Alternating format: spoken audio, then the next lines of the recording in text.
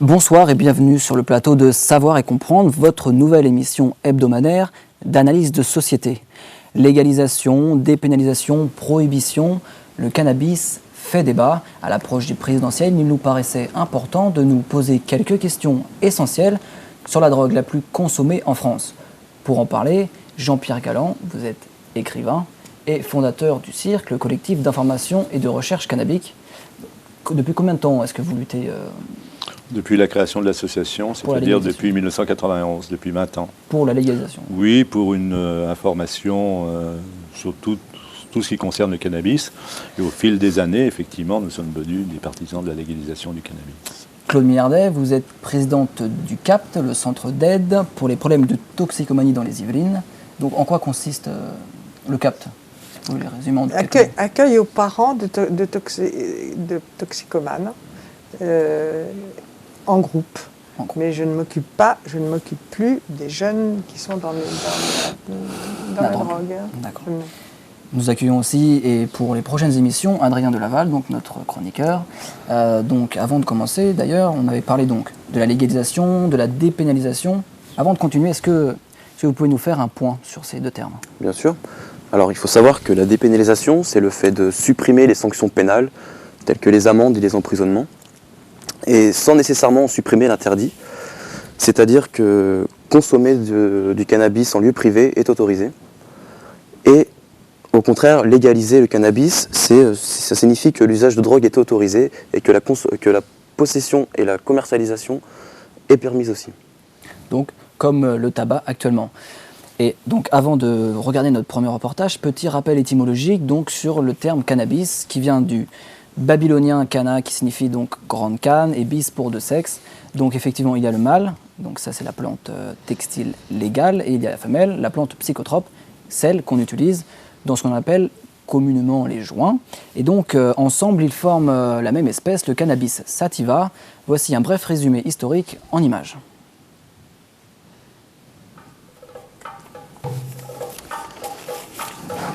Le cannabis sativa est une des plantes les plus anciennement cultivées par l'homme. Le travail du chanvre était déjà développé en Chine et en Mésopotamie il y a 10 000 ans. On a d'abord récolté les graines pour se nourrir, puis on a découvert qu'en brisant la tige, on pouvait en retirer des fibres pour faire du papier, des filets de pêche ou même du textile. Les premières références à une utilisation médicale de la plante remontent à 2900 avant Jésus-Christ. L'empereur Shen Nung, père de la médecine chinoise, conseille alors le cannabis contre la malaria, les abscences et les douleurs rhumatismales. Au IIIe siècle, l'empereur romain Galien vantait les vertus du cannabis, qui d'après lui entraîne bonheur et hilarité. Mais c'est bien grâce à cette matière première que l'Empire romain s'est bâti. The Roman Empire provides a very good example of the importance, the strategic importance, one might say, of hemp in any society. Et jusqu'au XIXe siècle, le chanvre est une des ressources les plus utilisées au monde. Vous pouvez en faire du papier, du tissu, de la corde, de l'huile, des médicaments.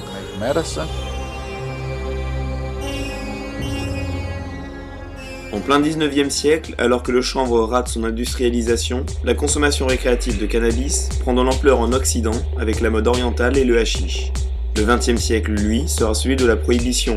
En 1937, le gouvernement américain, au nom du danger que représente le consommateur de cannabis, édite le Marijuana Tax Act, signant l'arrêt de mort de l'industrie du chanvre américain et ouvrant définitivement la voie aux produits pétroliers. En 1961, à l'heure où la contre-culture luttant contre la guerre du Vietnam met le joint en avant, la Convention de l'ONU interdit le cannabis chez les pays signataires. La France rejoint les rangs prohibitionnistes en 1970.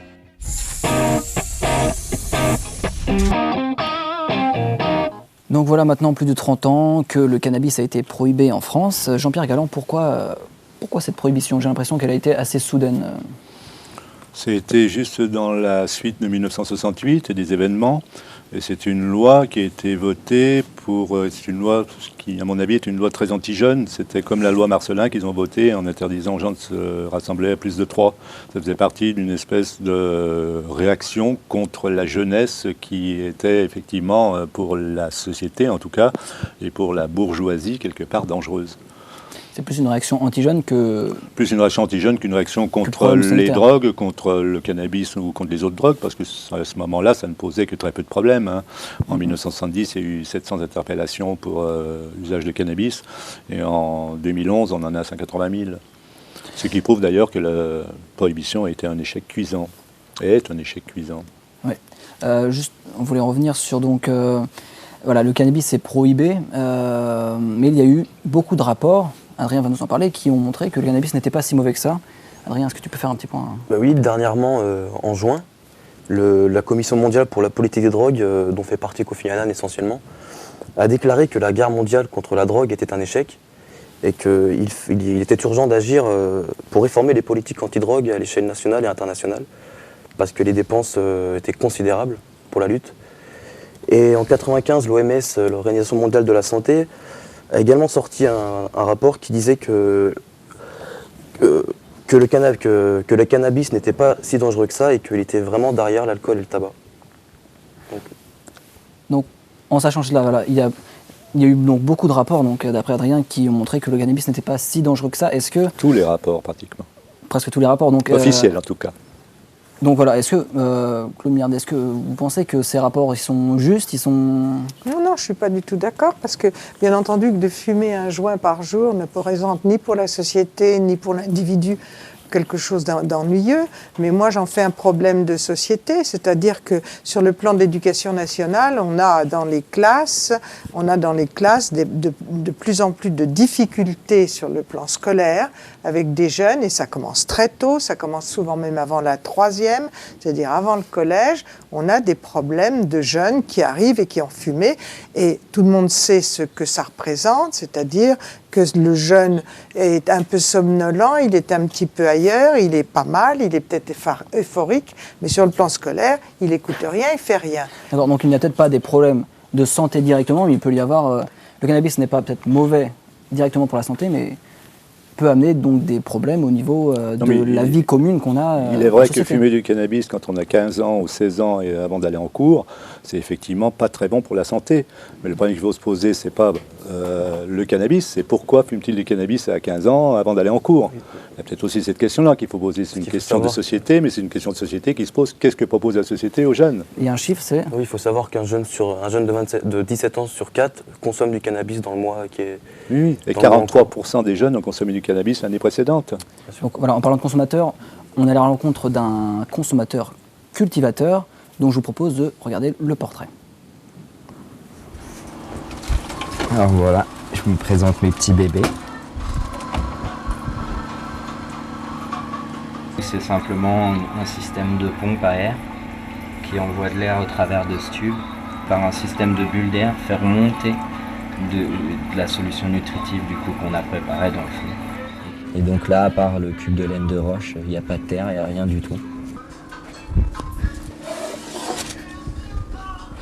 On essaye de comprendre sa nutrition, les besoins en lumière, en air, on apprend beaucoup de choses, c'est sûr, même plus qu'en botanique. Après, je vais mesurer le C, c'est l'électroconductivité d'un liquide, ou le potentiel en hydrogène. Comme je fais toujours le rapprochement, quelqu'un qui va goûter une pomme, et puis un jour il va se dire, tiens, j'aimerais bien faire mes pommes, j'aimerais bien avoir des bonnes pommes, quoi. Donc, je fais mes pommes à ma manière.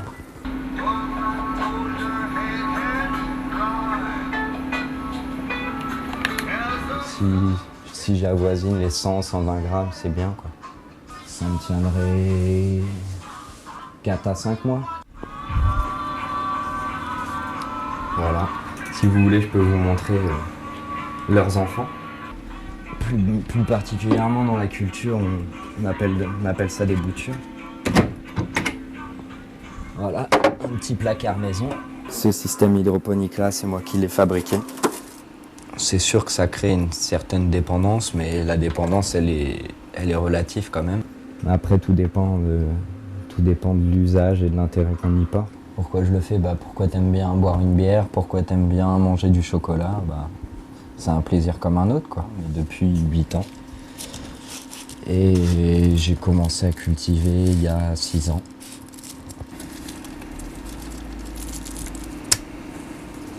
En général, je fume 5 à 7 joints par jour. Et encore, vu qu'aujourd'hui je fais des études, je fume quand même moins. Je suis hors la loi. Si je veux pas qu'on sache qui je suis, c'est pas pour rien. C'est qu'aujourd'hui, on risque jusqu'à 10 ou 12 ans de prison, je sais plus trop, je préfère pas vraiment le savoir. Parce qu'aujourd'hui, partout en Europe, beaucoup de pays autorisent ce genre de pratique. Il n'y a qu'en France où on est aussi sévère. C'est pas du tout justifié le fait de rendre illégal ce genre de drogue, alors que derrière, on autorise justement l'alcool, on autorise la prise de médicaments. Mais je n'irai pas jusqu'à prôner que c'est bon pour tout le monde.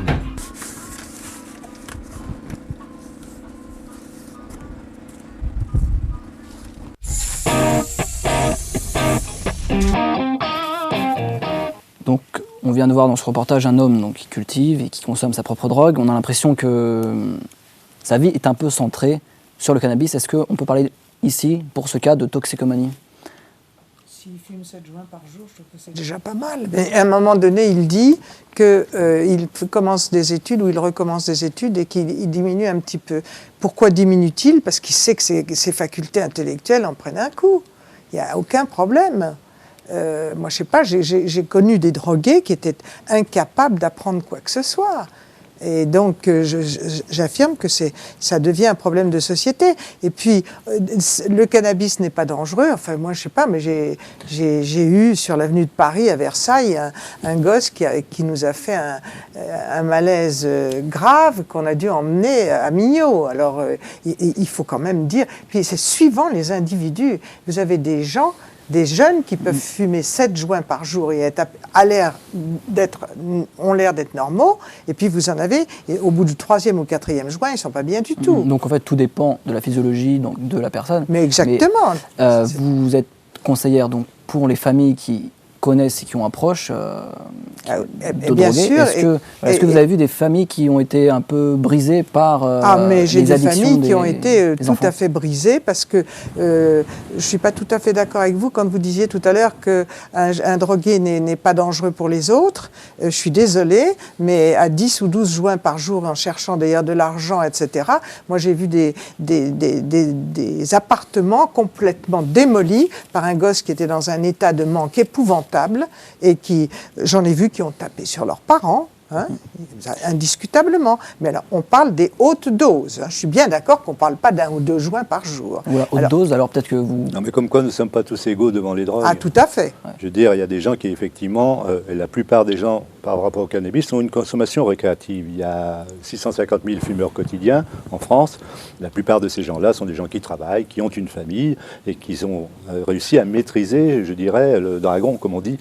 Et ces gens-là, si vous voulez, ils sont quand même beaucoup trop nombreux et c'est là que le problème, la pénalisation pose un problème. Quoi. Donc est-ce que légaliser pourrait résoudrait rien, mais je pense que ce serait beaucoup plus juste, d'abord parce que pour simple usage, on ne doit pas aller en prison. Quelqu'un qui fume du cannabis n'a pas sa place en prison. Ah oui, même quelqu'un qui va pour les potes chercher du cannabis et en acheter dans une quantité, une savonnette, comme on dit, 250 grammes, sa place n'est pas non plus en prison. Donc on devrait plus travailler sur la prévention. Donc on devrait plus travailler sur la prévention et sur la bonne éducation. Je pense qu'on devrait faire une bonne éducation des drogues et parler des drogues avec leurs avantages et leurs inconvénients, parce que toutes les drogues ont des avantages et ont des inconvénients.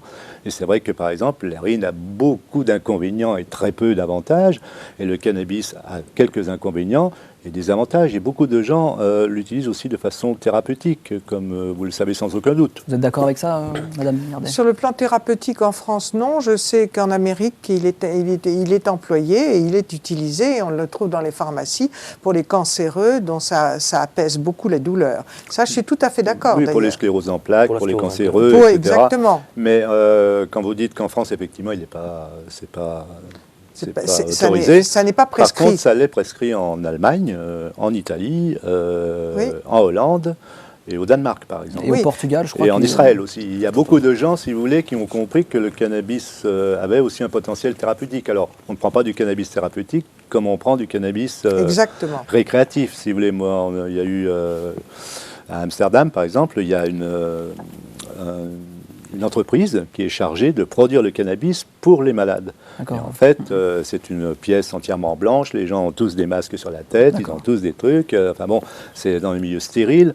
Et effectivement, là, c'est plus un médicament, mais bon, ce qu'on... Là, on parle donc du Pays-Bas, mais je pense qu'il y a un exemple, le Portugal. Adrien? Oui, le Portugal, depuis 2001, on reconnaît le droit à la consommation personnelle d'herbes. De toutes les drogues. Oui, entre autres. Et on peut posséder jusqu'à 25 grammes sur soi. Et c'est un pays où l'on voit plus les usagers comme des malades qu'il faut soigner que des criminels. Moi, je ne dirais pas ça, moi je dirais qu'on voit plus les usagers comme des êtres humains. Il y a une grosse action sur la prévention, et il y avait une étude qui montrait que en 2008, il y avait de moins en moins donc, de jeunes qui consommaient le cannabis. Donc, effectivement, le Portugal a eu le courage de dépénaliser l'usage de toutes les drogues et de faire une véritable campagne de prévention. C'est-à-dire quand vous vous faites prendre avec du cannabis, on vous demande est-ce que vous avez besoin de vous faire soigner, est-ce que vous voulez vous faire soigner. Les gens passent devant une commission, et si les gens disent bah, écoutez, non, je fume du cannabis de façon récréative, ça va très bien, on ne les oblige pas, si vous voulez, à suivre une injonction thérapeutique ou un stage de sensibilisation. C'est là qu'est la différence, et ils ont fait ça de manière totalement silencieuse, je vais dire, et c'est vrai que 10 ans plus tard, tous les pays prennent l'exemple sur le Portugal, qui est une politique qui marche bien, parce qu'ils ont investi beaucoup dans la prévention, et ils se sont aperçus qu'investir dans la prévention, c'était pas plus cher qu'investir dans la répression. Parce qu'en France, on investit beaucoup dans la répression, mais très peu dans la prévention. Si tout l'argent qu'on met dans la répression, on mettrait dans la prévention... D'ailleurs, Adrien, un petit mot juste sur la répression en France. Sanctions, donc pénales.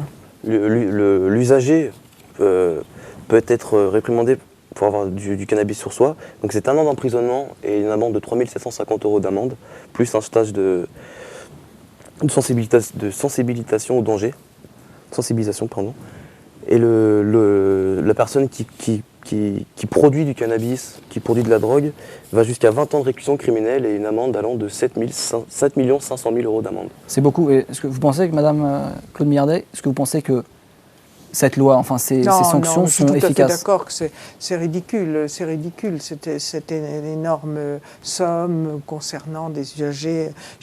Mais je ne suis pas dans l'extrême. Même si je suis contre la dépénalisation, je ne suis pas dans l'extrême. Et j'aimerais bien qu'en France, effectivement, sur le plan médical, on accepte de soigner les grandes douleurs de certaines maladies avec du cannabis. Alors je suis tout à fait d'accord. Ça marche bien aux États-Unis, je vois pas pourquoi, et ailleurs, et je vois pas pourquoi ça ne se ferait pas ici. Maintenant, la dépénalisation du cannabis pour chacun, moi je ne crois pas du tout que ça arrêtera les trafics.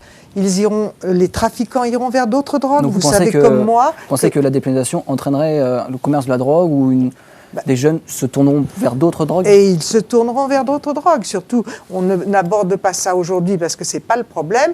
Mais la cocaïne et l'héroïne, si vous le savez comme moi, ont beaucoup baissé comme prix. Beaucoup. Et on se demande s'il n'y aura pas un jour un trafic de propositions. Étant donné que les jeunes auront pu prendre tout ce qu'ils veulent en cannabis, de prendre une drogue plus dure. Quelques mots sur ça. Ça, c'est moins sûr. Moi, j'en suis pas sûr du tout, parce que si vous voulez, les gens qui fument du cannabis ne sont pas du tout les mêmes de façon, je veux dire, dans la façon de penser, dans la façon de voir les choses, que les gens qui prennent de l'héroïne ou de la cocaïne. Le danger, il existe maintenant, parce qu'effectivement, quand on va chercher du cannabis dans une cité, s'il n'y a plus de cannabis, on va vous proposer de la cocaïne. Il y a bien des chances que le jeune y craque. Donc si on légalisait, il n'y aurait plus ça. Ça n'existerait plus. Et les jeunes, je pense, n'iraient pas dans les cités en disant « je vais acheter de la cocaïne ». Ils iraient acheter du cannabis dans un coffee shop à Cannabistro, on ferait une prévention et voilà. D'accord. Bon, interdit aux mineurs, bien entendu. On va conclure là-dessus. On va conclure là-dessus. J'aurais bien aimé continuer avec vous, je pense. Nous aussi. Mais on va devoir conclure là-dessus. On aura donc des réponses au présidentiel sur peut-être une dépénalisation ou peut-être toujours la même situation. Bref. Ça sera très politique, oui, ça dépendra de la couleur Quant à nous, on se retrouve donc la semaine prochaine pour une émission sur les téléphones portables. Voilà, on aura le temps d'en parler, j'espère. Bonne soirée et à plus. Avec nos spécialistes.